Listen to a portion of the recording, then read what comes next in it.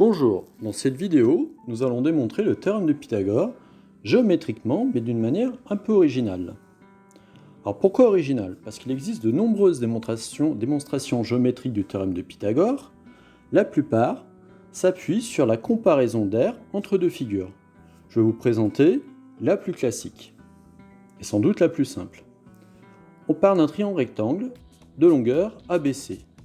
À partir de quatre de ces triangles-là, on peut former un carré, et à l'intérieur, nous avons un carré de longueur C, donc dont l'aire vaut C fois C, C au carré.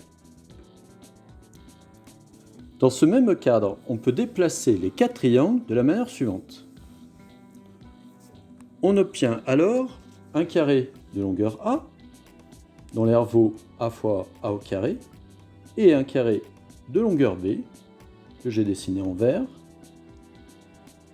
dont l'aire vaut B fois B, B au carré.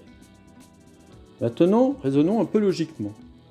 Observons les deux cas de figure. On a donc un même cadre, et on a simplement déplacé les quatre triangles rectangles. Donc logiquement, l'aire restante, C carré à gauche, doit être égale à la somme de l'aire des deux autres, à savoir A carré plus B carré, puisque c'est censé être la même aire restante. Nous avons donc C carré est égal à A carré plus B carré. C'est la relation du théorème de Pythagore. On l'a donc bien démontré géométriquement. Pour en avoir une illustration concrète de cette égalité, cela signifie donc que si on est suffisamment astucieux et qu'on découpe correctement les choses, on pourrait former le carré bleu clair à partir des deux carrés jaune et vert. Observons comment on pourrait découper les carrés jaune et vert pour compléter exactement le carré bleu. On peut déjà les déplacer côte à côte de cette manière. On observe alors que le triangle rectangle vert à droite peut être placé en haut à gauche du carré bleu.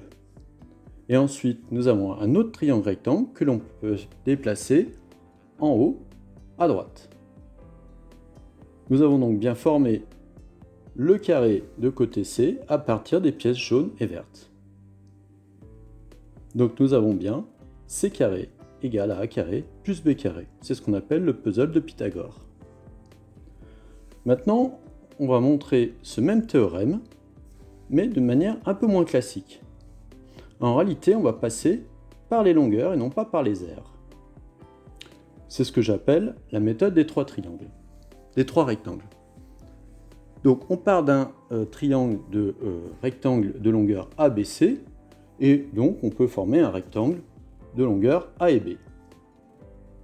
Et bien l'idée, c'est de multiplier ce rectangle-là par A, puis par B, puis par C, et on va voir qu'il va y avoir une égalité. Donc c'est parti, je pars d'un rectangle de longueur A et B.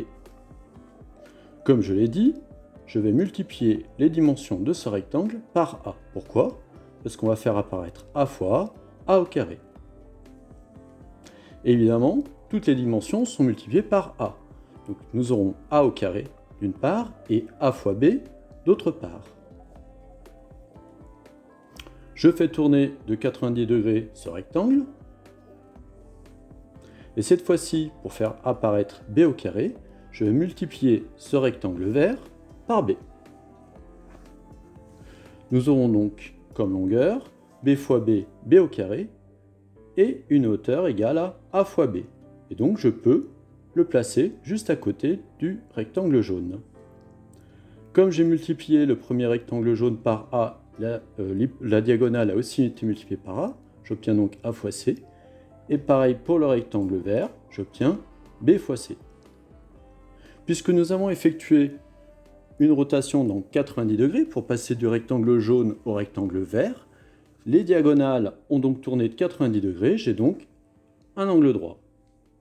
J'ai complété la figure par le bas, et on obtient donc un quadrilatère dont les côtés opposés sont de même longueur, plus un angle droit. On a donc un rectangle. On pourrait aussi dire qu'on a 4 angles droits, puisqu'à chaque fois on a tourné de 90 degrés. Observons le rectangle correspondant. Par rapport au rectangle de longueur AB en bleu, on observe que les longueurs ont été multipliées par C. Donc on passe du rectangle de longueur AB à celui de longueur AC et BC en multipliant ces dimensions par C. Et donc aussi la diagonale qui vaut C a été multipliée par C. J'obtiens donc la longueur C au carré. Tout ça, c'est de la simple multiplication. Eh bien, comparons les longueurs que l'on a obtenues. Nous avons donc obtenu C au carré d'une part, et d'autre part, A carré et B carré. Et donc C carré apparaît comme étant la somme des longueurs A carré et B carré. Nous avons donc C carré est égal à A carré plus B carré. Et là, on l'observe directement sur une même figure. C'est la relation du théorème de Pythagore. Voilà la fin de la démonstration des trois rectangles. Alors sur le même principe, je peux vous proposer une autre version, mais cette fois-ci pas avec trois rectangles, mais avec trois triangles. Toujours basé sur le principe de similitude, c'est-à-dire qui consiste à multiplier toute la longueur par un même nombre. Je l'ai appelé deux triangles en un. Donc je pars d'un triangle rectangle de dimension ABC. Et je multiplie toutes les longueurs par A pour obtenir A au carré.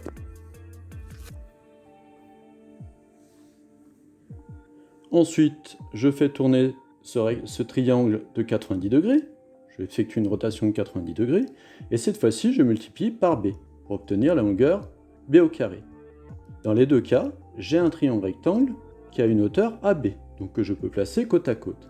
Et comme tout à l'heure, comme nous avons effectué une rotation dans 90 degrés, eh bien les deux hypoténuses obtenues sont perpendiculaires. On a donc un triangle rectangle dont les côtés de l'angle droit sont égales à AC et BC. Et donc par rapport au triangle rectangle de longueur ABC, tout a été multiplié par C, notamment l'hypoténuse qui donne C au carré. Et donc nous avons A au carré, B au carré, qui s'avère être la somme, permettant d'obtenir l'hypoténuse C au carré. On a donc C carré égale A carré plus B carré. Voilà pour la démonstration des deux triangles en un. Donc, on a deux types de démonstrations possibles, avec les aires, ce que j'ai appelé classique, et peut-être un peu plus original, en tout cas je n'ai pas trouvé ailleurs sur internet, avec les longueurs, ce que je viens de commenter à l'instant.